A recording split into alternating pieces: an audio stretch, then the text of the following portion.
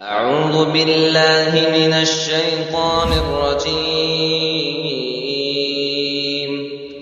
بسم الله الرحمن الرحيم.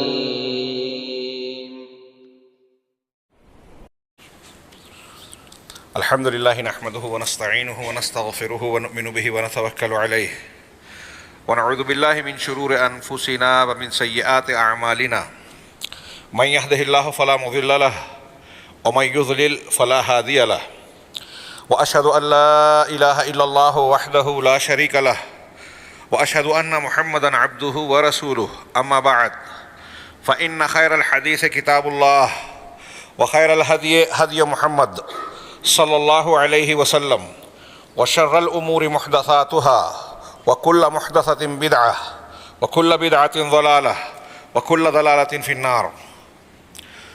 أعوذ بالله من الشيطان الرجيم. بسم الله الرحمن الرحيم.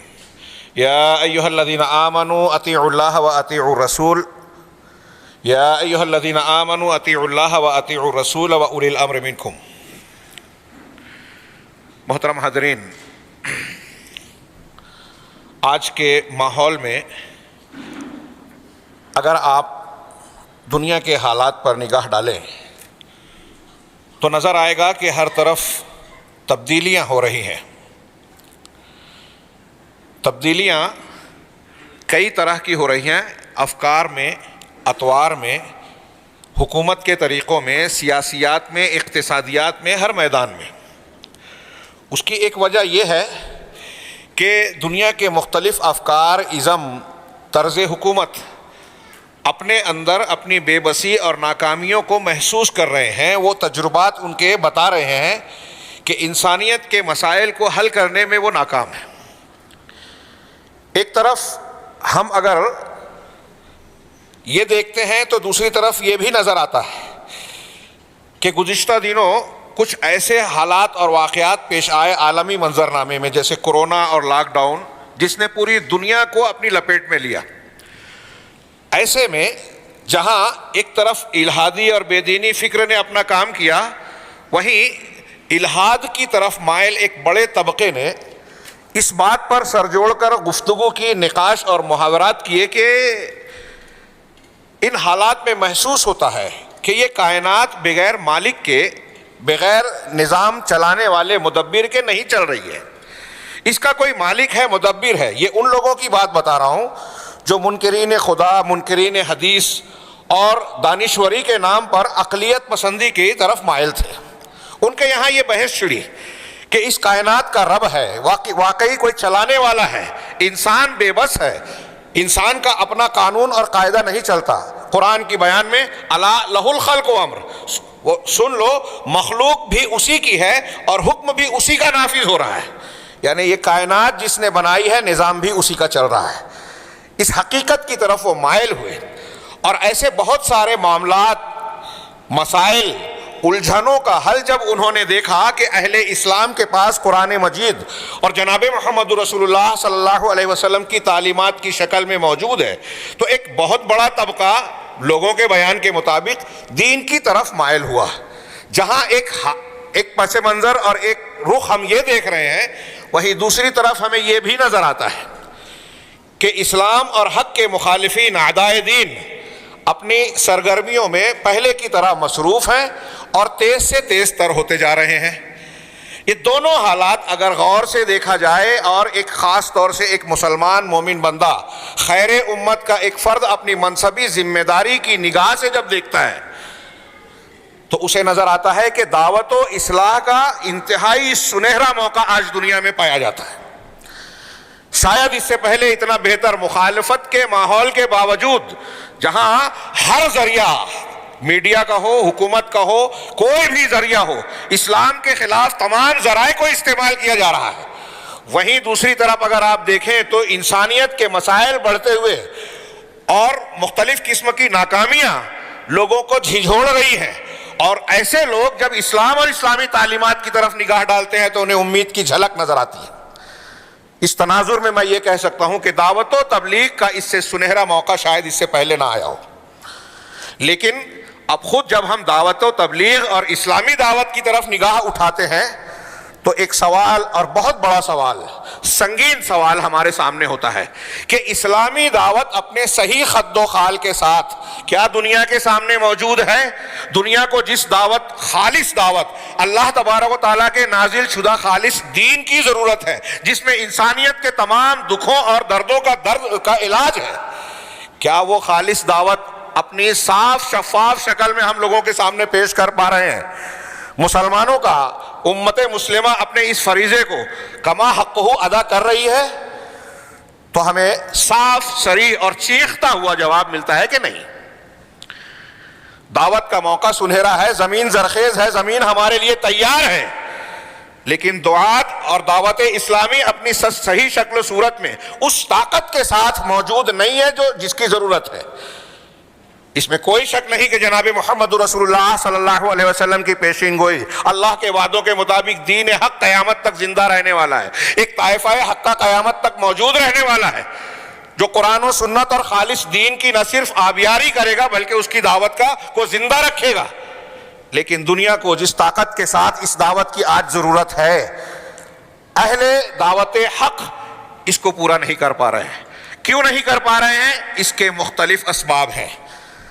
ہماری دعوت کا چہرہ ہی بگڑا ہوا ہے۔ مسلمان امت کی نمائندگی کرنے والے بہت سارے طبقات خالص دین کی بجائے منحرف دین کے حامل بن گئے۔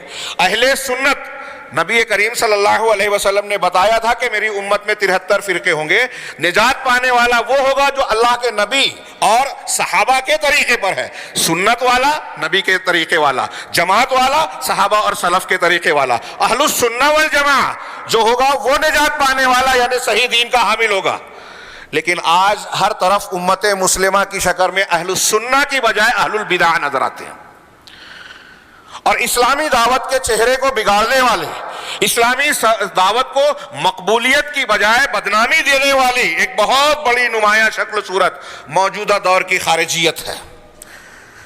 خارجیت کا جب میں نے نام لیا تو آپ سوچ سکتے ہوں گے، سوال اٹھتا ہے کہ خارجیت کسے کہتے ہیں؟ بہت سارے لوگ شاید ناواقف ہو، خطبہ جمعہ میں تحقیقی خطابات کا موقع نہیں ہوتا، اشارے کیے جا سکتے ہیں۔ اسلامی تاریخ میں سب سے پہلے پیدا ہونے والا بدعتی فرقہ بقول شیخ الاسلام علامہ ابن تیمیہ رحمہ اللہ، خوارج وہ سب سے پہلا گروہ ہے جس نے مسلمانوں کو گناہوں اور خطاؤں کی بنیاد پر کافر قرار دینے کی بدعت ایجاد کی۔ یہ اسلام کی تاریخ میں پہلی بدعت تھی کہ گناہ کا ارتکاب کرنے پر ایک مسلمان کو کافر قرار دیا اور اس بنیاد پر اس کے جان و مال کو حلال قرار لیا، اس کے قتل کرنے کو جائز بنا لیا۔ خوارج کے بعد تفصیل کا موقع نہیں ہے، صرف اشارہ، یہی بیماری روافظ میں آئی۔ خوارج اور روافظ کے بعد قدریہ، معتزلہ نے یہ بیماری اختیار کی اور خود کلمہ گو افراد میں بہت سارے ایک دوسرے کو کفر کا فتویٰ دینا شروع کیا۔ بعض علماء سلف نے لکھا کہ جتنے بدعتی گروہ ہیں انہوں نے اپنے اپنے طور پر کچھ اصول بنائے، دین کو اس کو دین کی پہچان بنا لیا اور ان اصولوں کو لوگوں پر لاگو کرنا فرض قرار دیا۔ جس نے اس اصول کو قبول نہیں کیا، ان کی بدعت کو اختیار نہیں کیا، یہ اس کو کفر کا فتویٰ دیتے ہیں۔ یہاں تک کہ ایک مجلس میں اگر 7-8 لوگ اکٹھا ہوئے، باہم بات کی، اٹھ کر جب چلے گئے تو ایک دوسرے پر تکفیری حکم لگانا شروع کر دیا۔ یہ سلسلہ چلتا رہا اور اس سلسلے نے مسلمانوں کو داخلی طور پر بڑا نقصان پہنچایا، اسلامی دعوت کے چہرے کو، مسلمانوں کے چہروں کو بڑا داغدار بنایا۔ مختلف فتنے حضرت عثمان غنی سے لے کر آج تک، وہ القاعدہ کی شکل میں ہو یا انتہا پسند مسلم تنظیموں کی شکل میں ہو، جتنے بھی آپ کو فرقے ملیں گے وہ خارجیت کی اس فکر سے کسی نہ کسی شکل میں متاثر ملیں گے۔ یہ فتنہ آگے بڑھتا گیا اور آج کے زمانے میں اس نے اپنے اثرات کو اتنا پھیلا دیا کہ وہ دعات جو خالص اسلام کے داعی کہلاتے ہیں وہ بھی ان کے اثرات سے آج محفوظ نہیں رہے۔ میں اکثر اس موضوع کے خطابات میں کہتا رہتا ہوں کہ خارجی فکر نے موجودہ دور کا جو سیاسی ایک پروپیگنڈا ہے جمہوریت اور سیکولرزم کے نام پر، جہاں جمہوریت کے نام پر ہر شخص اپنی خود رائے کا شکار نظر آتا ہے، ووٹ کے نام پر کہ ہر شخص رائے دے سکتا ہے، وہ صاحب علم ہو یا کوئی سوجھ بوجھ سے محروم شخص ہو، ہر ایک کی رائے برابر ہے۔ اور یہاں آزادی اظہار رائے کے نام پر میڈیا کو جو آزادی ملی ہے اس آزادی نے آوارگی اختیار کر لی ہے۔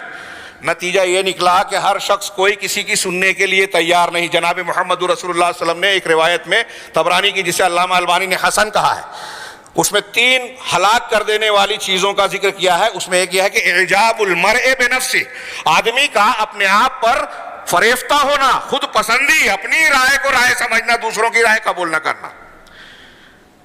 خارجیت کے تعلق سے جو میں نے ہلکا سا تعارف کیا، جنہوں نے حضرت علی، حضرت عثمان، حضرت معاویہ اور ان کے مقرر کیے ہوئے صفین کے واقعے میں جو تحکیم کا ذکر ہوا، دونوں کی طرف سے مصالحت کی بات ہوئی، ان میں شامل تمام صحابہ کرام کو کافر قرار دیا اور ان کو قابل گردن زدنی، قتل کے لائق بنایا، بلکہ حضرت علی رضی اللہ تعالیٰ عنہ کو عبد الرحمن ابن ملجم خارجی نے شہید بھی کیا۔ اس درجے تک غلو، انتہا پسندی پہنچ گئی ان خارجیوں کی۔ موجودہ دور میں اگر دیکھا جائے تو اس کی بنیاد کہاں سے پڑی، اور میں نے جو بیچ میں اشارہ کرنا چاہا کہ خالص اسلامی دعوت کے علم بردار نوجوانوں کا ایک بڑا طبقہ عالم اسلامی میں اس خارجیت کے اثرات سے جو ہے متاثر نظر آتا ہے۔ اہل علم نے ایک کتاب ابھی عربی زبان کی آئی، بڑی مفصل اور بڑی بہترین، میں یہاں جو علماء کرام اور طلبہ ہیں ان سے کہوں گا ضرور مطالعہ کریں، القصۃ الکاملہ لخوارج عصرنا، شیخ دکتور صالح کی، دکتور ابراہیم بن صالح، ان کی کتاب میں انہوں نے بڑا زبردست تجزیہ کیا اور بتایا کہ ہندوستان کے عالم ابو الاعلیٰ مودودی رحمہ اللہ نے 1939-40 میں اپنی پہلی کتاب اسلام کا سیاسی نظریہ اور پھر اس کے بعد جو ہے قرآن کی 4 بنیادی اصطلاحیں لکھی۔ یہاں موقع نہیں ہے کہ میں ان کی عبارتیں پیش کروں، اس کا حاصل یہ ہے قرآن کی 4 بنیادی اصطلاحیں، یہ کتاب پڑھیے مختصر سی، لیکن ان کا دعویٰ یہ ہے کہ قرآن کے مضامین کا خلاصہ اور 4 جو اصطلاحات کا ذکر کیا ہے اس پر پورے قرآن کی گردش ہوتی ہے، اس کے مضامین کی گردش ہوتی ہے، اور وہ خلاصہ ہے اسلامی دعوت کا۔ لیکن انہوں نے جو تفسیر تشریح کی ہے اس میں تمام سلف، اللہ کے نبی صلی اللہ علیہ وسلم، صحابہ، تابعین، تبع تابعین، پوری اسلامی تاریخ کے معتبر مفسرین کی تفاسیر سے انحراف کیا۔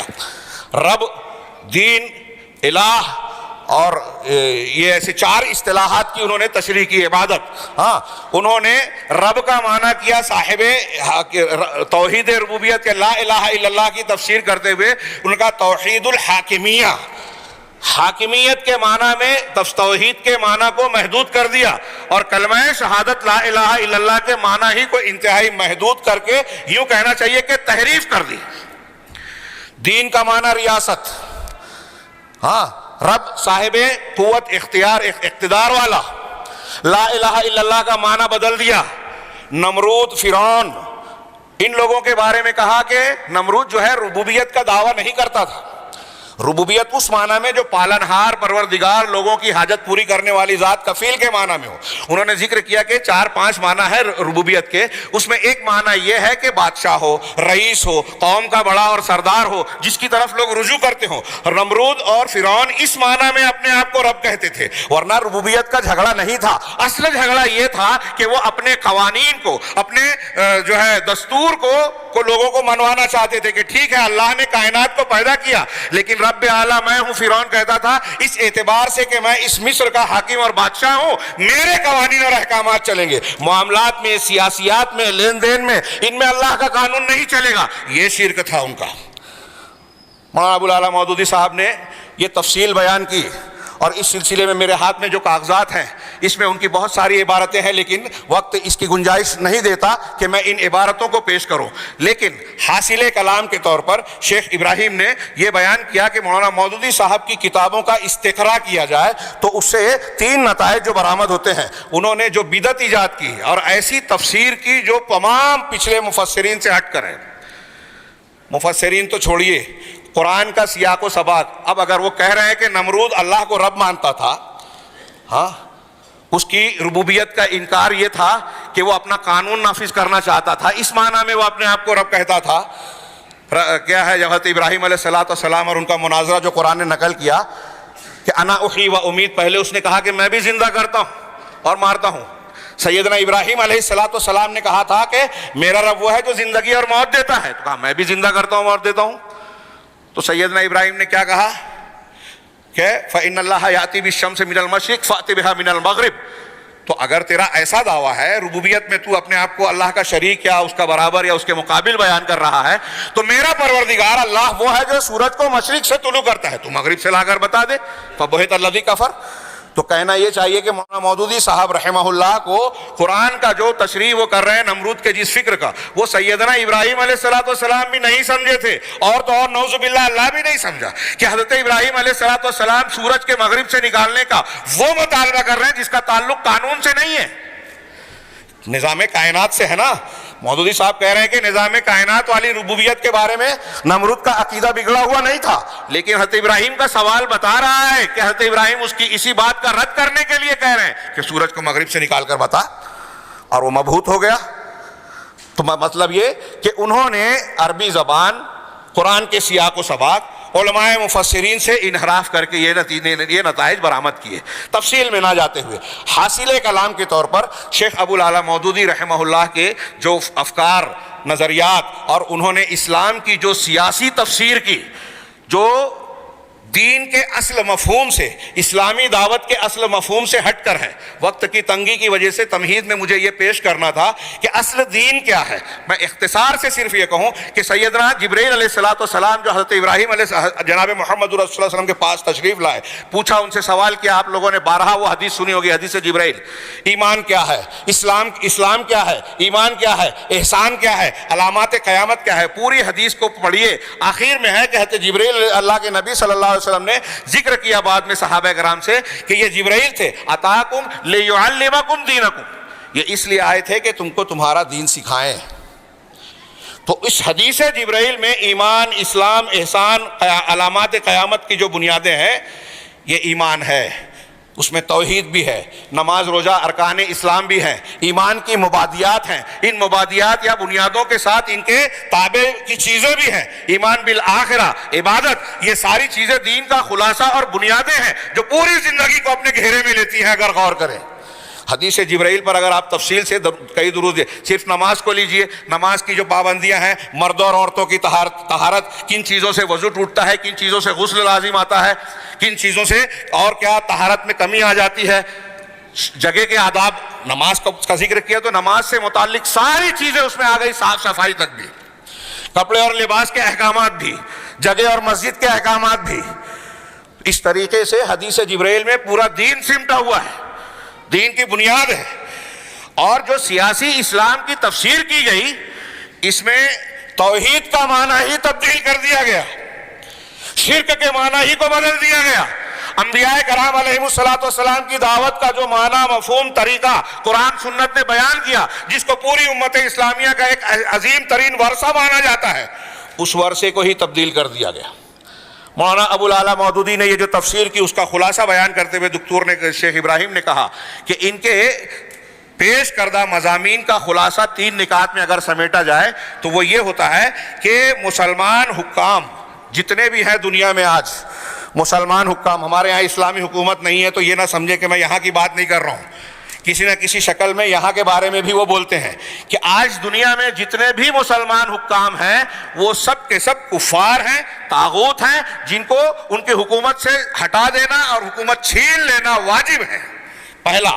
دوسرا یہ کہ مسلمانوں کی سب سے عظیم ذمہ داری یہ ہے، سب سے عظیم ذمہ داری یہ ہے کہ جماعت مسلمانوں کی ایک جماعت کو پیدا کیا جائے. اس کا مطلب یہ کہ آج جو موجودہ دور مسلمانوں کا معاشرہ اور سماج ہے، یہ مسلمان نہیں ہے، یہ کفر میں، شرک میں جی رہا ہے، جاہلی معاشرہ ہے.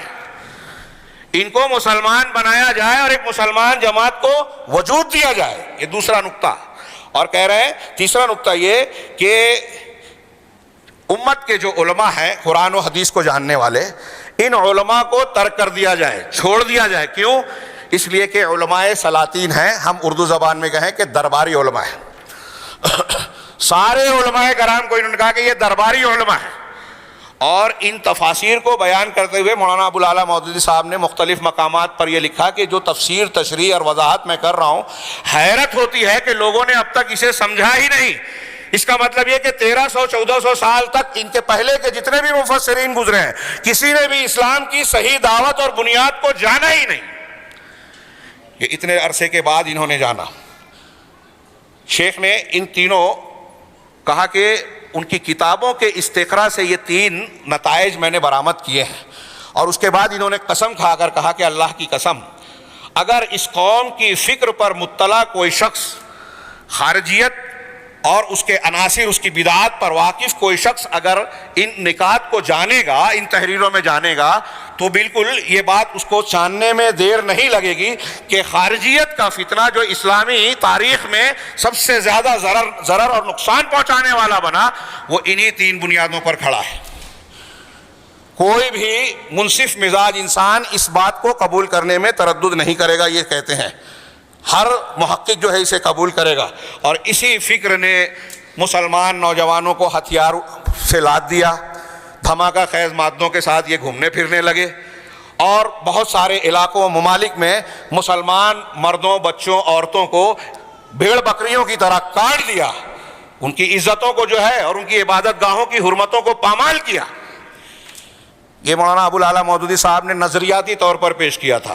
ہاں موقع نہیں ہے اس لیے صرف اشارتاً آگے بڑھتا ہوں کہ یہی چیز آگے بڑھی. اس میں دکتور نے اور دوسرے علماء نے کہا کہ اس فکر خارجیت کا جو جدید ایڈیشن ہے یہ مرحلہ وار, پہلے دور کے لوگوں میں نظریاتی باتیں تو تھی, عملی طور سے تنفیذی طور پر مسلمانوں کے خلاف اور اسلامی دعوت کے خلاف یہ تشدد, انتہا پسندی, مسلمانوں کا خون بہانا, دھماکے کرنا یہ چیزیں موجود نہیں تھی. لیکن جب سید قطب کا دور آیا, سید قطب صاحب اگرچہ شیخ حسن البنا جو اخوان المسلمین کے بانی کہلاتے ہیں ان کی فکر سے متاثر تھے, لیکن اپنی علمی فکر میں حسن البنا سے کہیں زیادہ ابو الاعلیٰ مودودی کی فکر سے انہوں نے استفادہ کیا. جیل میں رہتے ہوئے اشماوی کو خفیہ خط میں انہوں نے لکھا کہ قرآن کا مطالعہ کیجئے, عقیدے کی کتاب کا, اور خاص طور سے مولانا ابو الاعلیٰ مودودی کی قرآن کی 4 بنیادی اصطلاحیں پڑھیے. اور آپ سید قطب کو اگر آج عرب دنیا کے علماء ان کے محققین کی روشنی میں دیکھیں, معالم فی الطریق فی ظلال القرآن, ان کتابوں میں آپ مطالعہ کریں گے تو وہ صاف صراحتاً کہتے ہیں کہ آج مسلمانوں کا پوری دنیا میں کوئی اسلامی معاشرہ ہے ہی نہیں. جتنے حکام ہیں, محکومین ہیں, مرد ہیں, عورتیں ہیں, سب کے سب کافر ہیں, مشرک ہیں, کفار کے حکم میں ہیں. یہ جاہلی معاشرہ ہے. اگرچہ اذانوں معاذن میں مناروں میں اگرچہ اذانیں دی جا رہی ہیں لیکن یہ لا الہ الا اللہ محمد رسول اللہ کی گواہیاں بے معنی ہے, کیونکہ یہاں احکامات غیر اللہ کے جاری ہیں, طواغیت کے جاری ہے. وَمَن لَمْ يَحْكُمْ بِمَا أَنزَلَ اللَّهُ فَأُولَٰئِكَ هُمُ الْكَافِرُونَ کے تحت یہ سارے کے سارے کافر ہیں. تھوک میں کفر کا فتویٰ بانٹ دیا. اب سید قطب صاحب اور پھر ان کے منظرین کی تحریروں کو پیش کرنے کا موقع نہیں ہے, یہ بڑھتا گیا اور مختلف جماعت و تنظیموں میں یہ فکر اپنے اثرات دکھاتی گئی. میں حاضرین یہ کہنا چاہوں گا, ہمارے بہت سارے نوجوان بچے, خواتین, ہماری جو مائیں بہنیں سن رہی ہیں, انہیں لگے گا کہ اس فکر کا, اس خطاب کا ہم سے تعلق نہیں ہے. تعلق ہے.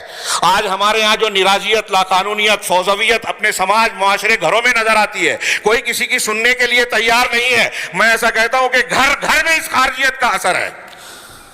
گھر گھر میں علماء کو چھوڑ دیا جائے, حکام کی بات نہ مانی جائے, بڑوں کی بات کو تسلیم نہ کیا جائے, اپنے طور سے دین کو سمجھنے کی کوشش کی جائے. اس چیز نے مسلمانوں کو کہیں کا نہیں رکھا, اجتماعیت کو ٹھوکر مار دی, انتشار پیدا کر دیا, تفرق پیدا کر دیا. یہی فکر تھی. میں نے جیسا کہ عرض کیا, اگر آپ دیکھیں غور کریں, حضرت عثمان غنی رضی اللہ تعالیٰ عنہ کے خلاف جن لوگوں نے شورش برپا کی تھی ان لوگوں نے علماء کی باتیں نہیں مانی. صحابہ کرام تھے اس وقت کے علماء, ان کی ایک رائے, ان کی نصیحت کو قبول نہیں کیا اور اسلامی خلافت کو بلکہ خلیفہ اسلام کو شہید کر دیا. کوئی چھوٹا معاملہ تھا, چھوٹا واقعہ ہے. ابھی یہی نہیں, حضرت عثمان غنی کے فوراً بعد حضرت علی کے فوج میں موجود جو طبقہ تھا یہی خوارج کا, صفین میں اکثر و بیشتر یہی لوگ, حضرت علی کے جو اکثریت تھی خوارج کی حضرت علی کے ساتھ تھی. ان لوگوں نے بھی علماء صحابہ اور علماء کرام کی باتوں کو نہیں مانا اور پہلے حضرت عثمان کے خلاف مخالفت کرنے والوں سے آگے بڑھ کر حضرت عثمان اور بہت سارے صحابہ کرام کو کافر تک کہہ دیا. کیسی شورش ہوئی, جنگ جمل, جنگ صفین. پھر ان لوگوں نے حضرت علی کے ساتھ نہروان میں جنگ لڑی, عبداللہ بن خباب بن ارد کو قتل کیا, ان کے بیٹے کو قتل کیا, ان کی ام ولد کو قتل کیا. اس کے بعد ہی حضرت علی رضی اللہ تعالیٰ عنہ نے ان پر چڑھائی کی نہروان کے مقام پر. قتال کیا.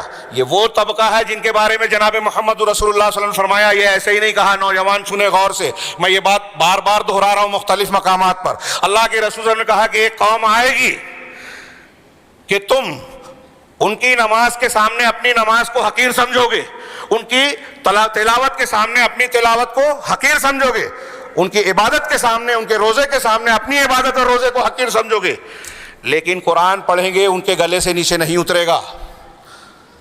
یخرجون من الدین کما یمرقون من الدین کما یمرق السهم من الرمیہ, وہ دین سے ایسے نکل جائیں گے جیسے تیر شکار کو چھید کر آر پار ہو جاتا ہے اور اس پر کوئی نشان بھی نہیں رہتا. مختلف روایتیں ہیں. آپ نے ان کے بارے میں کہا کہ اگر وہ تمہیں مل جائیں تو ان کو قتل کرنا. میں یہ روایت کے الفاظ نقل کر کے کہتا ہوں آج کل جگہ جگہ کہ ہمارے ہاں نوجوان تھوڑی دیر کے لیے غور کیجئے کہ کسی کو اتنی نماز پڑھتا ہوا دیکھیں کہ وہ ہماری نماز کم دکھے, ہماری عبادت تلاوت اس کے مقابلے میں کم دکھے, تو آج کے ماحول میں ہم کیا کریں گے؟ لائک کریں گے, ہاں فالوورز بن جائیں گے, متاثر ہو جائیں گے. یہ تعلیم دیتی ہے, خاص طور سے نوجوان میری اس بات کو اچھی طرح دماغ میں رکھیں اور اس پر تحقیق کریں کہ نبی کریم صلی اللہ علیہ وسلم کا یہ ارشاد اور ایسی بہت ساری احادیث ہمیں بتاتی ہیں کہ کسی کی ظاہری شکل و صورت اور عبادت اور ریاضت کو دیکھ کر دھوکہ نہیں کھانا ہے. عمرو بن عبید بہت بڑا معتزلیوں کا امام تھا. عباسی خلیفہ اس کی عبادت اور ریاضت اور زہد دیکھ کر متاثر ہو گئے, لیکن اعتزال کا بانی اور اہل سنت کا مخالف امام اہل سنت امام احمد بن حنبل رحمہ اللہ کا خون ان لوگوں پر عائد ہوتا ہے. یہ عبد الرحمن بن ملجم جس نے حضرت علی کو شہید کیا تھا, بہت دیندار تھا, قرآن کا اچھا پڑھنے والا تھا, نیک تھا, اور اتنا زیادہ تھا کہ حضرت علی کے قتل کو اس نے نیکی سمجھنے کے بعد کہا کہ مجھے آسان موت مت دینا, میرے جسم کے ایک ایک ٹکڑے کو کاٹنا تاکہ زیادہ تکلیف ہو, زیادہ ثواب ملے. نماز خوب پڑھ رہے ہیں, روزہ خوب رکھ رہے ہیں, تو ظاہری شکل و صورت سے نہیں, منہج دیکھا جائے, عقیدہ دیکھا جائے. یہ دین کے نام پر قتل کیے گئے, دین کے نام پر, اور اس چیز نے پوری اسلامی دعوت کو, اسلامی امت کے چہرے کو بگاڑ کر رکھ دیا. جناب محمد رسول اللہ صلی اللہ علیہ وسلم یہ معلوم ہو جانے کے باوجود کہ عبداللہ بن ابی بن سلول راس المنافقین ہے, لوگوں نے اجازت مانگی کہ قتل کی اجازت دے, تو عمر فاروق نے کہا نہیں, میں نہیں چاہتا کہ دنیا کے لوگ یہ کہیں کہ محمد اپنے ساتھیوں کو قتل کرتے ہیں, اسلام بدنام نہ ہو. اور ان لوگوں نے آج اسلام کو میڈیا میں ایک کھلونا بنا کر رکھ دیا. ان خارجی فیوت لوگوں نے آج اسلام کے ساتھ جو دہشت گردی, انتہا پسندی کے الزامات لگے ہوئے ہیں, اعدائے اسلام نے ان خارجیوں کو استعمال کیا ہے. اگر آپ غور کریں گے تو موجودہ دور کے خارجی, رافضی, تحریکی, یہ آپس میں ملے ہوئے یہود نصارہ کے ایجنٹ نظر آئیں گے, ان کا ساتھ دیتے ہیں اور یہود و نصارہ کے ساتھ مل کر میڈیا میں اہل حق اور اہل خالص سلفی دعوت والوں کو بدنام کرتے ہیں. ایک لمبا چکر ہے, ان تمام کا ذکر جو ہے خطبہ جمعہ میں ممکن نہیں ہے. ہمارا سلسلہ وار درس چل رہا ہے ہفتوں سے مالیگاؤں میں, اسے ضرور سنیں اگر جو کوئی تفصیل چاہتا ہے, اور ابھی بہت کچھ باقی ہے. میں عرض یہ کرنا چاہتا ہوں کہ اس حضرت عثمان غنی کا میں ذکر کر رہا تھا, خوارج کے بعد پھر جو ہے حضرت علی کے دور میں واقعہ حرہ ہوا مدینہ پر, جو یزید کی فوج نے حملہ کیا. آج اسلامی تاریخ کا ایک داغ مانا جاتا ہے, مختلف ہی مسئلہ مانا جاتا ہے, لیکن آپ غور کیجئے کہ اہل مدینہ نے یزید کی بیعت کو جب توڑا تو اس وقت مدینہ میں موجود صحابہ کرام اور علماء نے ان کو سمجھانے کی کوشش کی. حضرت عبداللہ ابن عمر, نعمان بن بشیر رضی اللہ عنہما اور دوسرے متعدد صحابہ, تابعین میں سعید بن مسیب تھے, وہ سمجھاتے رہے کہ یہ بیعت نہ توڑو. نہیں مانا علماء کی باتوں کو. نتیجہ کیا نکلا؟ واقعہ کربلا کے وقت علماء کی باتوں کو نہیں تسلیم کیا گیا. آگے آپ جتنے بھی فتنے دیکھیں گے جو مسلمان, ابن محلب, ابن اشعث, ان واقعات کا آپ کو علم نہ ہو سکتا ہے بہت سارے لوگوں کا, لیکن موقع بھی نہیں ہے کہ میں اس پر روشنی ڈالوں. ایسے جتنے واقعات ہیں آج بھی آپ دیکھ لیجئے. میں نے ابھی الہاس نگر کے خطاب میں کہا کہ آج ہمارے مسلمان نوجوان جو بڑی تعداد میں گزشتہ سالوں میں قید و بند کا شکار ہوئے, مختلف الزامات کے تحت گھیرے گئے, اس میں ایک بڑی تعداد بے قصوروں کی ہے, ہم مانتے ہیں. لیکن میں ایسا کہتا ہوں کہ اگر وہ علماء سے جڑے ہوتے, بڑوں کو اور اسلامی آداب کا لحاظ رکھا ہوتا, تو ان میں سے 80% یا اس سے زیادہ آج جیل قید و بند میں نہیں ہوتے. یہ ان کا انحراف تھا, اسلامی دعوت کو نہ سمجھنے کا نتیجہ تھا. وقت زیادہ نہیں ہے, مضمون بہت طویل ہے. ان تمام چیزوں کی سب سے بڑی وجہ جو ہے، اگر آپ غور کریں تو میں اس کم وقت میں کوئی ایک نقطے کو بیان کرنا چاہتا ہوں، وہ یہ ہے کہ علماء اور اہل علم سے صحیح علم، صحیح منہج سے انحراف ان سارے فتنوں کا جو ہے کی وجہ ہے، اور اسلامی دعوت کے چہرے کو بگاڑنے کی وجہ ہے۔ اس نے اسلام کو داخلی اور خارجی دونوں طور پر مخدوش کر دیا، بگاڑ دیا۔ اگر یہ داغ دھبے، یہ انحرافات ہمارے ہٹ جائیں، خاص طور سے ہمارے نوجوان صحیح خالص اسلامی دعوت کے منہج کو سمجھ لیں اور اس راستے پر کام کرنے لگے جو صحیح طریقہ ہے، تو آج دنیا کا نقشہ پھر سے بدل جائے گا۔ ہمارے بہت سارے مخالفین ہمارے دوست اور بھائی بن جائیں گے، اسلام کی دعوت کو انشاءاللہ قبول کریں گے۔ لیکن یہ کیسے ہوگا؟ میں نے عرض کیا کہ خارجیت کا اثر اسلامی دعوت پر آج سب سے زیادہ شدید ہے، اور بعض علماء نے لکھا کہ عقائد کے بگاڑ میں رافضیت اور صوفیت نے سب سے زیادہ اثر ڈالا ہے مسلمانوں پر، عقیدہ خراب کرنے میں، شرک اور بدعات میں، وحدت الوجود اور دوسرے عقیدے میں۔ لیکن اسلامی امت کو بکھیرنے میں، اسلامی دعوت کو بدنام کرنے میں، مسلمانوں کو آپس میں لڑانے میں جس فکر نے سب سے زیادہ نقصان پہنچایا ہے پوری اسلامی تاریخ میں، اور آج بھی پہنچا رہی ہے، وہ ہے خارجی فکر۔ یہ نام نہ صحیح لیکن وہ فکر آج بھی موجود ہے، تحریکیت کی شکل میں، اخوان المسلمین کی شکل میں، اور ان کے موافقین، ان کے ہم مشرب ہم فکر جو القاعدہ یا دوسری داعش کی تنظیموں کی شکل میں پائے جاتے ہیں، سب خارجی فکر کے داعی ہیں، علم بردار ہیں۔ اس کی بنیادی وجہ کیا ہے؟ اللہ کے نبی صلی اللہ علیہ وسلم کے فرمان کے مطابق میں اشارہ کروں، اعجاب المرء بنفسی، اور علاج کیا ہے؟ اپنی رائے، خود پسندی، میری بات مانو، اس سے نکل کر اہل علم، علماء بارزین کی طرف رجوع کیا جائے۔ اب یہاں کچھ مسائل پیدا ہوتے ہیں کہ کون سے علماء، کن کو مانا جائے؟ علماء تو بہت سارے ہیں، یہ بہت اہم مسئلہ ہے کہ دین کے معاملات میں علماء کی طرف رجوع کیا جائے، اور علماء میں یہ تمیز کی جائے کہ کون سا عالم سلیم منہج والا، صحیح عقیدے والا، صحیح فکر والا ہے، اور خاص طور سے فتویٰ دینے کے لائق کون ہیں۔ آج ہمارے ہاں یہ بھی ایک بڑی یہ خارجیت کا اثر ہے کہ ایرا غیرہ نتھو خیرہ جسے دیکھیے دین کے معاملے میں لب کشائی کر رہا ہے، احکامات بیان کر رہا ہے۔ کوئی عام جو مسائل ہیں اس میں فتویٰ دینا کوئی چھوٹی موٹی بات نہیں ہے۔ سلف کے اگر میں منہج کو بیان کروں تو وقت نہیں اجازت دے رہا ہے۔ کتنا احتیاط ہے۔ طلاق کے مسئلے میں امام احمد بن حنبل رحمہ اللہ ابو عبیدہ کی طرف لوگوں کو پھیرتے تھے۔ کئی علماء کہتے تھے کہ بھائی طلاق کے مسئلے میں یہ بگاڑ والی بات ہے، خطرے والی بات ہے، مجھ سے کوئی بہتر عالم ملے تو اس کی طرف جاؤ۔ نکاح اور طلاق کے فروعی مسائل تو چھوٹی کہلاتے ہیں، ان مسائل میں جہاں کفر اور شرک کا، توحید اور شرک کا مسئلہ ہے، جہاں کسی کی جان مال کے حلال ہونے کی بات ہے، مسلمانوں پر پیش آنے والے فتنوں کے معاملات ہیں، یہ معاملات طلاق، نکاح اور فروعی احکامات سے کہیں زیادہ اہم ہیں۔ جہاد کا مسئلہ، ہاں مسلمانوں کے قتل کا اور حملے کا مسئلہ چھوٹا موٹا معاملہ نہیں ہے، یہ عام علماء کا بھی کام نہیں ہے۔ اللہ تبارک و تعالیٰ نے اس سلسلے میں حکم دیا ہے، ہاں وَإِذَا جَاءَهُمْ أَمْرٌ مِّنَ الْأَمْنِ أَوِ الْخَوْفِ أَذَاعُوا بِهِ۔ یہ منافقین کے بیان کے ذکر میں مسلمانوں کو بھی ادب سکھایا گیا ہے کہ یہ منافقین کا وتیرہ اور سیوا ہے کہ جب ان کے پاس امن یا خوف کی کوئی خبر آتی ہے تو فوراً اس کو نشر کر دیتے ہیں بغیر تحقیق کیے ہوئے۔ آج کل ہمارے یہاں بہت چلتا ہے نا، واٹس ایپ پہ، فیس بک پہ، ٹویٹر پہ کوئی چیز آئی ہم نے فوراً فارورڈ کر دیا۔ یہ قرآن کے اس مزاج کے خلاف ہے، قرآن کی تعلیم کے خلاف ہے۔ لیکن ہماری نسل ماننے کو تیار ہی نہیں ہے۔ جمہوریت، خارجیت، اس کا اثر ہے۔ کوئی خبر آئی بلا تحقیق کیے، حقیقت کیا ہے معلوم نہیں ہے، اس کا نتیجہ کیا ہوگا غور نہیں کیا، اس کے ضمن میں کوئی سازش ہو سکتی ہے اس کا احساس نہیں ہے، فوراً خبر آگے بڑھا دی۔ 4 دن بعد پتہ چلتا ہے خبر جھوٹی ہے، 5ویں دن پتہ چلتا ہے کہ اس ایک خبر کی وجہ سے مسلمانوں کو تمام دنیا کے میڈیا پر بدنام کیا گیا، لیکن آپ نے جو نقصان پہنچانا تھا پہنچا دیا۔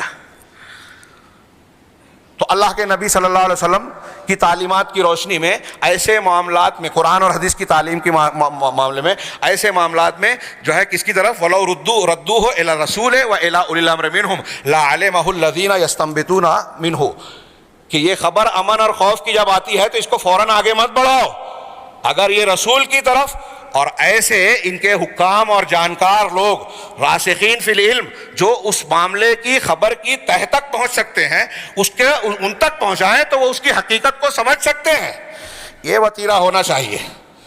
اب اس سلسلے میں اگر آپ غور کریں تو دنیا میں مسلمانوں کی اسلام کی تاریخ میں جتنے بڑے بڑے فتنے پیدا ہوئے، جیسا کہ میں نے عرض کیا، یہ علماء کی طرف رجوع نہ کرنے کی وجہ سے اور اہل علم اور صحیح منہج کے لوگوں سے انحراف کرنے کا نتیجہ ہی ہے۔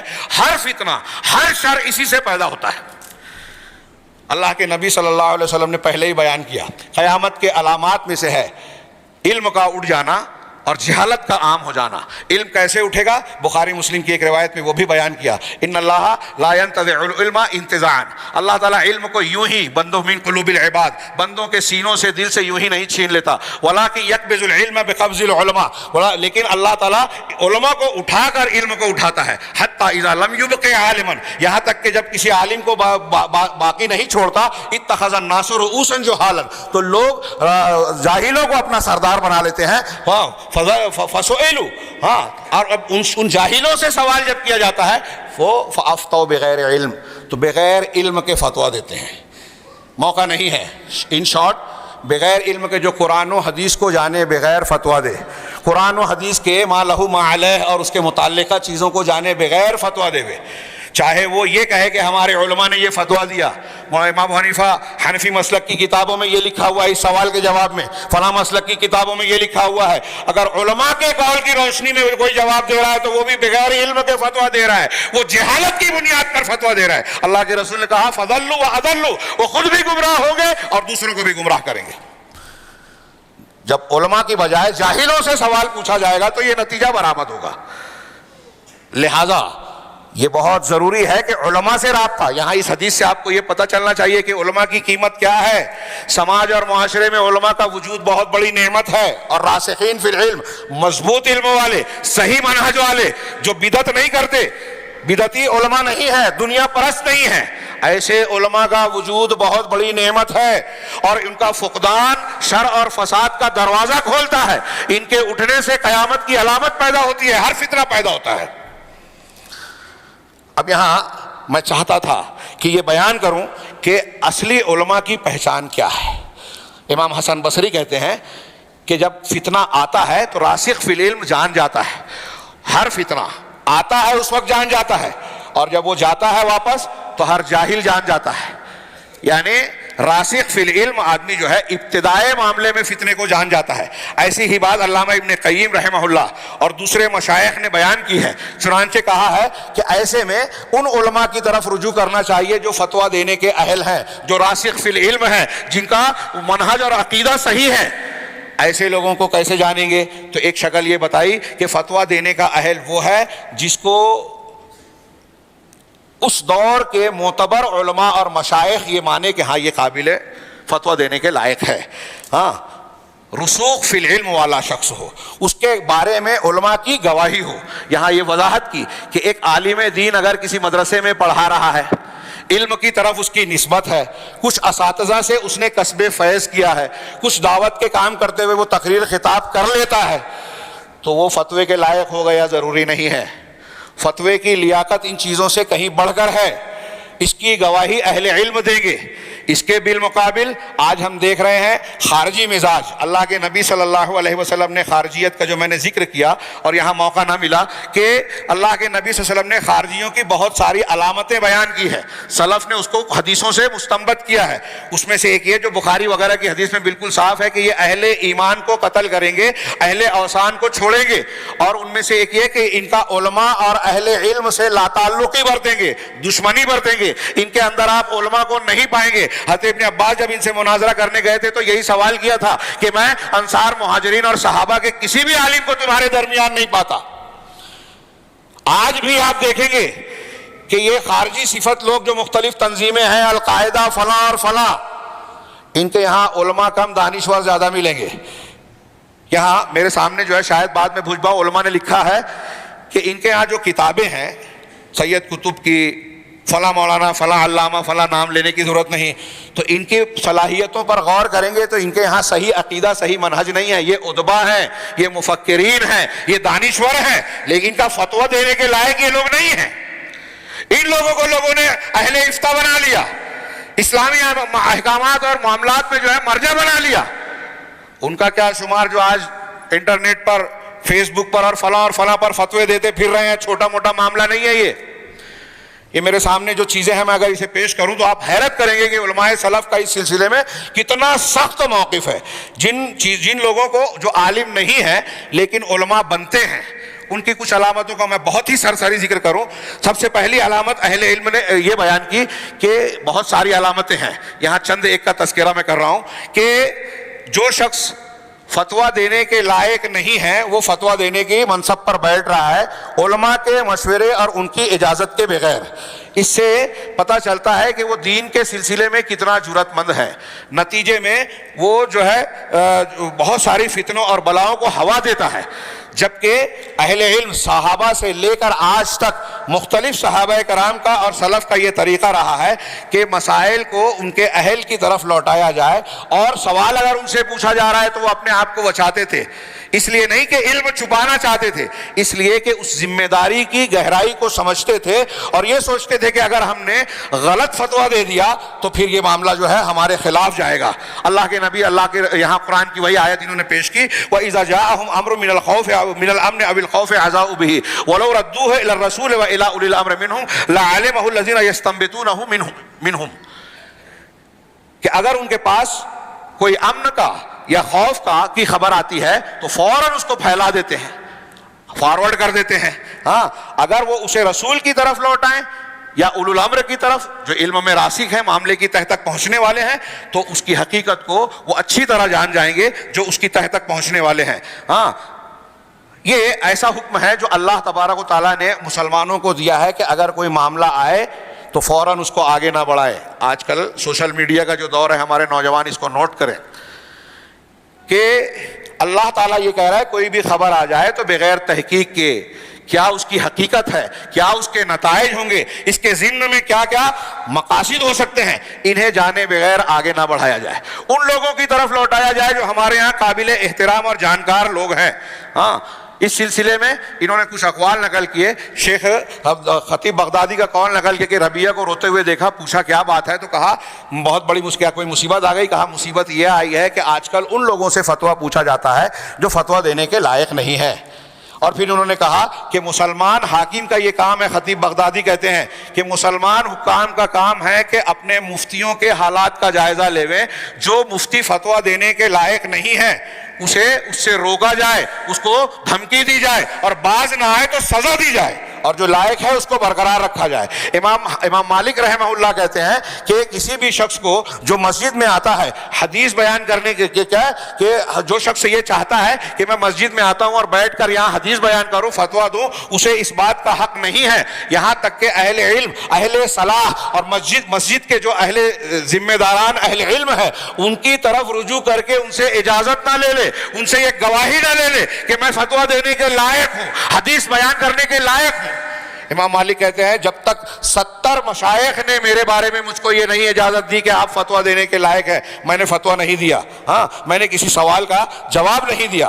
امام شاطبی رحمہ اللہ جو کہتے ہیں کہ یہ اہل علم کی پہچان ہے کہ وہ فتویٰ دینے کے سلسلے میں تحمل برتتے ہیں, اپنے آپ کو چھوٹا سمجھتے ہیں, دوسروں کی طرف پھیر دیتے ہیں, اور اس کے بالمقابل اہل بدعت اس سلسلے میں جلد بازی کرتے ہیں. دوسری علامت ایک بیان کرنا چاہتا ہوں کہ علماء کوئی مصیبت اور تکلیف آتی ہے, پریشانی آتی ہے, تو یہ جاہل لوگ, خارجیت کی فکر سے متاثر لوگ جو آج کے ماحول میں آپ دیکھ سکتے ہیں کہ اہل علم, اہل فضل, جماعتوں کے ذمہ داران اگر کوئی بیان دے رہے ہیں, کوئی معاملہ بیان کر رہے ہیں, تو یہ چھوٹے لوگ ان کی مخالفت کرتے ہیں. ارے نہیں, انہیں کیا سمجھتا ہے. ہاں اب تو یہاں علماء کی بات, حکومت کی کوئی بات اور خبر رہتی ہے, ہمارے یہاں فوراً اس پر تبصرے شروع ہو جاتے ہیں. ہاں یہ وہی بات ہوئی کہ علماء کی مخالفت کر کے مسلمانوں میں فتنہ پیدا کیا جاتا ہے, لوگوں کو علماء سے بدظن کیا جاتا ہے, اللہ کے بندوں کے خلاف جو ہے برائی کا ارتکاب کیا جاتا ہے. یہ چیز سوء نیت پر دلالت کرتی ہے, اور یہ اس بات کی دلیل ہے کہ ہر شخص اپنی رائے کو پسند کرتا ہے, جو اللہ کے رسول صلی اللہ علیہ وسلم کے فرمان کے مطابق ہلاک کرنے والی چیزوں میں سے ہے کہ آدمی اپنی جو ہے رائے کو زیادہ مانے. لوگوں نے کہا اپنی رائے کو متہم کرو. ایک صحابی کہتے ہیں سہل بن حنیف رضی اللہ تعالیٰ عنہ, تفصیلات چھوڑ کے میں ایک قول پیش کر رہا ہوں صرف, وہ کہتے ہیں کہ اگر لوگوں اپنی رائے کو دین کے سلسلے میں متہم قرار دو. یہ مت سمجھو کہ میں نے جو سمجھا ہے وہی صحیح ہے. اپنی رائے کو متہم قرار دو. میں نے اپنے آپ پر غور کیا تو میں اس بات کی, اگر مجھے طاقت ہوتی کہ کسی معاملے میں نبی صلی اللہ علیہ وسلم کی بات کو رد کر دوں, تو ابو جندل والے دن صلح حدیبیہ جب لکھا جا رہا تھا اور ان کا بیٹا مسلمان ہو کر آیا اور لوٹا دیا گیا, اگر میری اپنی رائے کا کوئی وزن ہوتا نبی کے سامنے تو میں اپنی رائے مانتا, لیکن میں نے ایسا نہیں کیا. غور کیجئے, یہ موقع نہیں ہے اس لیے میں اس کی تفصیل میں نہیں جا رہا ہوں. تیسری چیز کہ بہت زیادہ بات چیت کرنا, جدال کرنا, بحث و مناقشہ کرنا. اس سلسلے میں جو تفصیلات پیش کی شیخ حماد کہتے ہیں کہ اگر تم کسی انسان کو دیکھو کہ خوب نقاش, بحث, سوال جواب کرتا ہے, باریکیاں کھنگالتا ہے اور عمل میں کم نظر آتا ہے, تو جان جاؤ کہ وہ ٹیڑھے دل والا ہے, اس کے یہاں انحراف پایا جاتا ہے, وہ اہل سنت کی بجائے اہل بدعت کی طرف مائل ہے. اور یہ چیز آج ہمارے یہاں بہت نظر آتی ہے. تقریر کرنے والے, بیان دینے والے بہت ہیں, لمبی لمبی باتیں کرنے والے ہم جیسے بہت ہیں, عمل کرنے والے, مخلصین, دین اور امت کے لیے قربانیاں دینے والے, اپنے مفاد کو قربان کر کے اجتماعی مفاد کو ترجیح دینے والے بہت کم نظر آتے ہیں. اس سلسلے میں اللہ امام مالک کا قول نقل کیا کہ علم اور حکمت نور ہے جسے اللہ تبارک و تعالیٰ جس کے دل میں چاہتا ہے ڈال دیتا ہے, یہ کثرت مسائل سے نہیں آتی. امام بربہاری کہتے ہیں, اس قول کو بہت غور سے سنیے, امام بربہاری کہتے ہیں کہ اللہ تم پر رحم کرے, یہ بات دماغ میں بٹھا لو, اچھی طرح جان لو کہ علم جو ہے روایت اور کتابوں کی کثرت سے نہیں ہوتا. ایک آدمی خوب روایت کر رہا ہے, خوب کتابیں لکھ رہا ہے, خوب مضمون لکھ رہا ہے, خوب تقریریں کر رہا ہے, اس سے علم نہیں ہوتا. عالم وہ ہے جس نے علم اور سنت کی اتباع کی, سنن کی اتباع کرنے والا عالم ہے, اگرچہ وہ علم جانکاری میں کم ہو, اس کی کتابیں کم ہو. اور جو شخص, یہ جملہ لکھ لیجئے, جو شخص کتاب اور سنت کی مخالفت کرے وہ صاحب بدعت ہے. جو شخص قرآن اور حدیث کی مخالفت کرے وہ صاحب بدعت ہے, اگرچہ وہ بہت علم والا اور کتابوں والا ہو. آج ہمارے ہاں کچھ لوگ لمبی لمبی بات کرنے والے کہ ان کے فیس بک پر, ٹویٹر پر اتنے فالوورز ہیں, اتنے لائکرز ہیں, لاکھوں لوگوں نے ان کو لائک کیا ہے, اتنا کہ تو ہمارا نوجوان متاثر ہو جاتا ہے. خارجیت سے متعلق حدیث اور یہ سلف کے یہ اقوال اپنے سامنے رکھیے کہ یہ سب چیزیں متاثر کرنے والی نہیں ہیں, دیکھنے والی چیز یہ ہے کہ وہ صاحب سنت ہے یا نہیں ہے. اب اگر سید قطب صاحب ہوں, مولانا مودودی صاحب ہوں, آج کا کوئی بڑا عالم نظر آ رہا ہو, وہ روزانہ ٹی وی چینل پہ آتا ہو لیکن حدیثوں کا انکار کرتا ہے, وہ کسی بدعت کا ارتکاب کرتا ہے, قرآن اور حدیث میں انحراف کا شکار ہے, تو وہ کتنا بھی بڑا ہو جائے, روز ٹی وی پر آئے, ہمیں اس سے متاثر نہیں ہونا چاہیے. منہج دیکھیے, آج بہت بڑا فتنہ یہی ہے کہ نوجوان اس گلیمر کو دیکھ کر اہل علم جو سادے نظر آتے ہیں, بوریا نشی نظر آتے ہیں, ان کو چھوڑ کر وہ ٹائی اور کوٹ والا ٹی وی چینل پہ آ رہا ہے تو اس سے متاثر ہوتے ہیں کہ اسلام کی جدید رہنمائی اور نمائندگی کرنے والے یہ حضرات ہیں. علامہ ابن رجب کہتے ہیں کہ آج بہت سارے متاخرین اس فطرے میں مبتلا ہو گئے ہیں کہ کوئی شخص اگر بہت زیادہ کلام والا نظر آتا ہے کہ اس کا جدال, کلام, تقریر, کتاب, مسائل بہت بیان کرتا ہے تو وہ سمجھتے ہیں کہ یہ زیادہ علم والا ہے. شیخ علامہ ابن رجب کہتے ہیں کہ یہ جہالت محض ہے, خالص جہالت ہے. دیکھو اکابر صحابہ, ابو بکر صدیق, عمر فاروق, عثمان غنی, عثمان ابن مسعود, زید بن ثابت, یہ لوگ کیسے تھے؟ حضرت ابن عباس رضی اللہ تعالیٰ عنہ کے مقابلے میں ان کا کلام کم ہے, جبکہ ابن عباس کے مقابلے میں یہ زیادہ علم والے ہیں. پھر تابعین کو دیکھو, صحابہ کے مقابلے میں تابعین کا علم کم ہے لیکن تابعین کا کلام ان سے زیادہ ہے. تابعین کا علم تابعین سے کم ہے لیکن ان کا علم جو ہے وہ ان کا کلام ان سے زیادہ ہے. تو آگے نتیجہ کہا کہ علم کثرت روایت اور کثرت مقال سے نہیں ہوتا بلکہ یہ دل کا نور ہے جس کے ذریعے سے حق اور باطل میں انسان کے اندر تمیز آتی ہے کہ سچ کیا ہے, غلط کیا ہے, حق کیا ہے, باطل کیا ہے, سنت کیا ہے, بدعت کیا ہے. چنانچہ ایسی صورت میں وہ صاحب علم جو ہے وہ کم الفاظ میں, مختصر میں اپنے مقصود کو ظاہر کرتا ہے. چوتھی علامت, میں بہت بات کو سمیٹ رہا ہوں, تھوڑی سی زیادتی ہو رہی ہے, اس کے لیے معافی چاہوں گا, کہ کسی بھی خبر کے آنے کے بعد فوراً اس پر تبصرہ کرنا, سرعت کلام, ہاں, اس کی حیثیت اور اس کی صحت کو جانے بغیر. آج کے موجودہ ماحول میں, سوشل میڈیا کے دور میں, یہ نقطہ بہت اہمیت کا حامل ہے. خاص طور سے ہم دیکھتے ہیں کہ آپ دیکھیے کہ جو اہل حق ہیں ان کے خلاف عالمی طور سے سازش رچی جاتی ہے. یہود نصارہ, میڈیا ان کے ہاتھ میں ہے, وہ ایک خبر اڑاتے ہیں. ایک طرف اکثر میں کہتا ہوں کہ تحریکی حضرات, اہل بدعت, اہل سنت کو، خاص طور سے روئے زمین پر جو آج دنیا کے اندر خالص دعوت کسی کے پاس موجود ہے تو وہ سلفی اہل الحدیث ہے. خالص توحید اور سنت اور صحابہ کا منہج، سلف کا منہج اگر روئے زمین پر ہے تو یہ منبر رسول سے میں بہت ہی ذمہ داری کے ساتھ کہہ رہا ہوں، روئے زمین پر آج اہل الحدیث کے علاوہ، جیسے کہ امام احمد بن حنبل نے کہا تھا کہ طائفہ منصورہ اگر اہل الحدیث نہیں ہے تو میں نہیں جانتا کہ کون ہے. ان کے الفاظ میں دہراتا ہوں.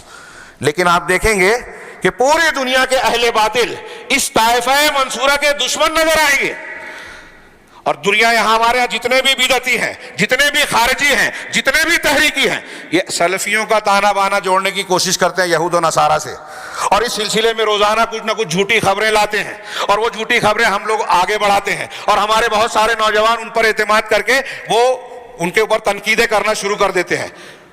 اگر خبر صحیح ہے اور باتیں غلط ہے تو ٹھیک ہے، قابل مذمت ہیں، لیکن اصلاح کا یہ طریقہ نہیں ہے. جماعت میں، اجتماعیت میں آپ علماء کی برائیاں کرتے پھریں، فیس بک پر، ٹویٹر پر، واٹس ایپ پر یہ سب چیزیں ڈالیں. ایک حدیث قرآن کی ایک دلیل بیان بتا دیجئے کہ یہ دین کا طریقہ ہے. اگر میرے اندر واقعی خرابی ہے تو آپ اس کو واٹس ایپ پہ اس کو وائرل کریں. یہ کون سا طریقہ ہے دین کا؟ اس کا طریقہ کیا ہے؟ اصلاح کرنا. کس انداز میں؟ وہ ہم جانتے ہیں. سعودی عرب نے کوئی غلطی کی، سعودی عرب کی خدمات کو نظر انداز کیا جاتا ہے، اس کو چھپایا جاتا ہے. کیوں؟ آج روئے زمین پر توحید اگر کہیں ہے تو ملک کے طور پر کسی حکومت کے پاس تو سعودی عرب کے پاس ہے. یہ کہتے ہوئے بھی لوگ کچھ ہمارے ہاں شرماتے ہیں. واحد ملک ہے جہاں دستور قرآن و حدیث دستور کی حیثیت رکھتا ہے. ایران نے صرف اعلان کر دیا چھوٹا موٹا، پوری جماعت اسلامی آج تک اس کے فیور میں، پہلے کھل کر اب چھپ کر. پورے اخوانی. یہ ابھی آخری ہم دیکھیں گے کہ اہل بدعت اور خارجیوں کی ایک پہچان اور تضاد یہ بھی ہے کہ وہ اہل سنت کی مخالفت کرتے ہیں، اچھوں کو برا کہتے ہیں، بروں کو اچھا کہتے ہیں.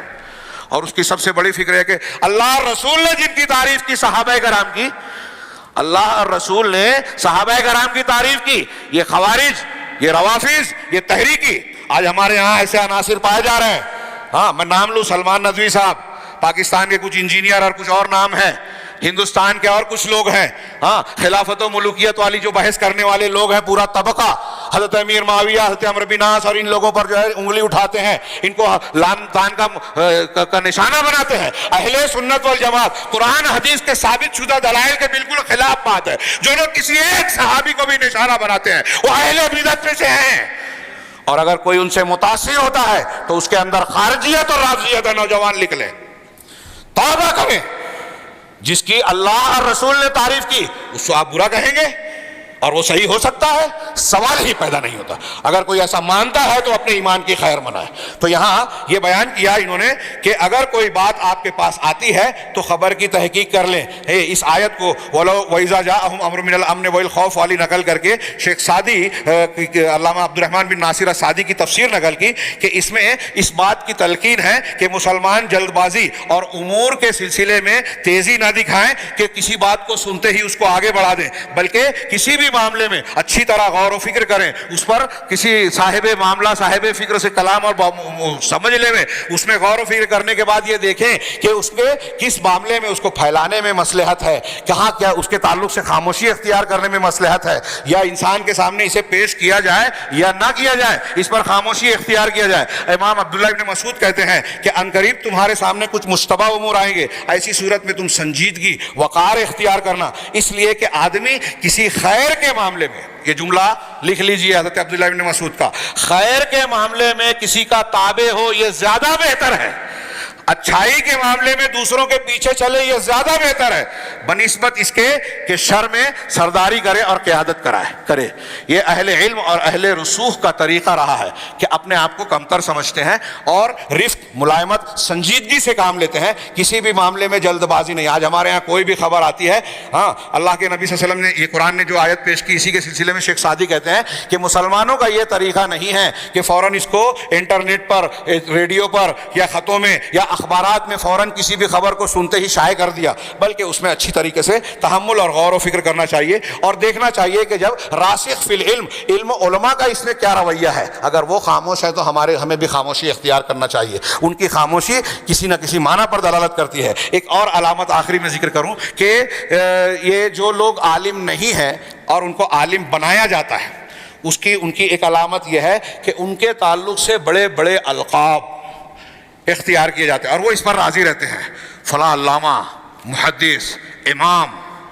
ہاں ابھی دیکھیے امام حمید الدین فراہی کتابوں پہ جو ان کے ماننے والے ہیں، ہر شخص اپنے جماعت کے بزرگوں کو امام، علامہ، محدث، ہاں فلاں زمانے کا فلاں اور فلاں اور فلاں، ایک سطر میں جو ہے القاب لکھے جاتے ہیں۔ اس سلسلے میں تفصیل کا موقع نہیں ہے، مختصر یہ کہ امام شاطبی اور دوسرے لوگوں نے یہ کہا کہ یہ اہل بدعت کی ایک پہچان اور وتیرہ رہا ہے کہ جو لوگ غلط ہیں، جن کے پاس غلط منہج ہے، غلط فکر ہے، لوگ اور عوام اس کی طرف متاثر ہوں، اس کی طرف رجوع کریں، اس کے لیے ان کو بڑے بڑے القاب دیتے ہیں، تعریف کرتے ہیں۔ آج کی زبان میں جو میں نے ابھی کہا کہ فیس بک پر، واٹس ایپ پر، یوٹیوب پر جن کے لائک کرنے والے خوب زیادہ ہیں، ہمارا نوجوان اس کے پیچھے بھاگنے لگتا ہے۔ بہت نوجوان کچھ خواتین اور عورتیں بھی متاثر ہو جاتی ہیں کہ ان کو اتنے سننے والے ہیں۔ اب جن کو لانچ کرنا ہی ہے اہل بدعت کو گمراہ کرنے والوں کو، تو ان کے اپنے لوگ بھی، جیسے ہم جانتے ہیں فرقہ پرست تنظیمیں ہمارے یہاں، آج کی جو موجودہ حکومت ہے، یہ ایک فکر کو بیان کرتے ہیں اور ان کے اپنے جو بھکت ہیں وہ اس کو خوب لائک کرتے ہیں، اس کی تائید کرتے ہیں، پیش کرتے ہیں کہ دیکھو ملک کے اتنے لوگ اسے چاہتے ہیں۔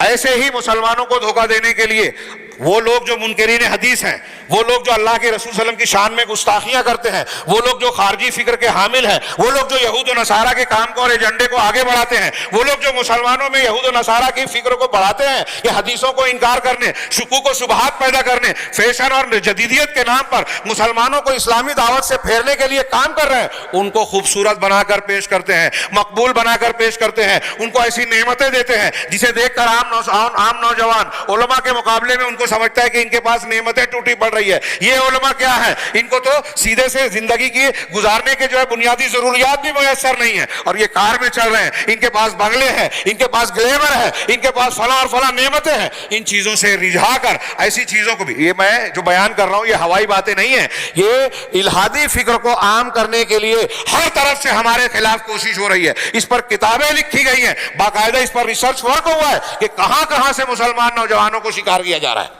انہی میں سے ایک یہ طریقہ بھی ہے کہ ہمارے درمیان جو غلط فکر کے عناصر ہیں، علماء ہیں، یا علماء سے دور کرنے والے جو عناصر ہیں، منکرین حدیث فکر کے ٹیڑے لوگ، غلط منہج والے، ان کو جو ہے بڑے القاب سے پکارا جاتا ہے۔ سید قطب شہید، علامہ ابو العلا مودودی، امام حمید الدین فراہی، فلاں اور فلاں۔ میرے نام لینے سے کوئی برا نہ مانے، میرا مقصود کسی کی شخصیت کو مجروح کرنا نہیں ہے۔ حق اور باطل کو بے نقاب کرنا اہل دعوت حق کا فریضہ ہے، اور اس معاملے میں سچائی کو پیش کرنے کے لیے بعض مرتبہ اس کی ضرورت پیش آتی ہے۔ ہمارے علماء راسخین فی العلم نے لکھا ہے کہ اب اس بات کی ضرورت ہے کہ اگر کوئی منحرف منہج کا آدمی ہے اور لوگ اس کی فکر سے، کتابوں سے متاثر ہوتے ہیں، تو کھول کھول کر بیان کیا جائے تاکہ لوگ اس سے بچیں، اس کے بارے میں ہوشیار رہیں۔ یہ چند باتیں میں نے عرض کی ہیں، اگرچہ ہو سکتا ہے بعض حضرات کو یہ لگے کہ کچھ باتیں بے ربط سی نظر آ رہی ہو، لیکن خطبہ جمعہ کے مختصر سے وقت کو ملحوظ رکھتے ہوئے میں نے کئی نکات کو سمیٹنے کی کوشش کی۔ اتوار کے دن ایک اور خطاب ہے، اس میں بھی اسی موضوع سے متعلقہ کچھ باتیں ہوگی۔ آپ حضرات سے گزارش ہے کہ اس میں تشریف لائیں اور اس سے استفادہ کریں، مجھ سے نہ صحیح ان علماء سے جو راسخ فی العلم ہیں۔ اور آج کا یہ موضوع جس پر ہم لوگ ہو سکتا ہے بہت سارے لوگ سوچیں کہ یہ غیر ضروری ہے، لیکن میں ایسا مانتا ہوں کہ اسلامی دعوت اور موجودہ ماحول کے اعتبار سے یہ انتہائی اہمیت کا حامل موضوع ہے۔ اس پر توجہ دینے کی ضرورت ہے، اور اس پر توجہ نہ دینے سے آپ کے اپنے گھر میں آپ کا بیٹا باپ کی جب مخالفت کرتا ہے، نافرمانی کرتا ہے، باپ کی کوئی دینی رائے کے مقابلے میں اپنی چلاتا ہے، تو سمجھ جائیے کہ اس پر خارجیت کا، جمہوریت کا اثر ہے، اعجاب المرء بنفسہ، اور یہ آگے چل کے بڑے فتنے کی شکل اختیار کر سکتا ہے۔ اللہ تعالیٰ سے دعا ہے کہ وہ ہمیں صحیح دین اور دین کے صحیح طریقے کو، دعوت اسلامی اور دعوت اسلامی کے صحیح طریقے کو سمجھنے اور اس کو اپنی زندگی میں نافذ کرنے کی توفیق عطا فرمائے۔ اس سے متعلق ہماری جو بھی ذمہ داری ہے اپنے علم اور طاقت کے مطابق اسے ادا کرنے کی توفیق دے، صحیح دین کا ہمیں جو ہے خادم بنائے، اور اس کی برکت سے دنیا میں بھی فتنوں سے محفوظ رکھے، اور مرنے کے بعد فتنہ برزخ اور فتنہ آخرت سے بھی محفوظ رکھے۔ اقول قولی ھذا واستغفر اللہ لکم سائر المسلمین، وصلی اللہ علی نبینا محمد، بارک اللہ لنا ولکم فی القرآن المجید، ونفعنا وإیاکم بالآیات والذکر الحکیم، انہ تعالی جواد کریم ملک بر رؤوف رحیم۔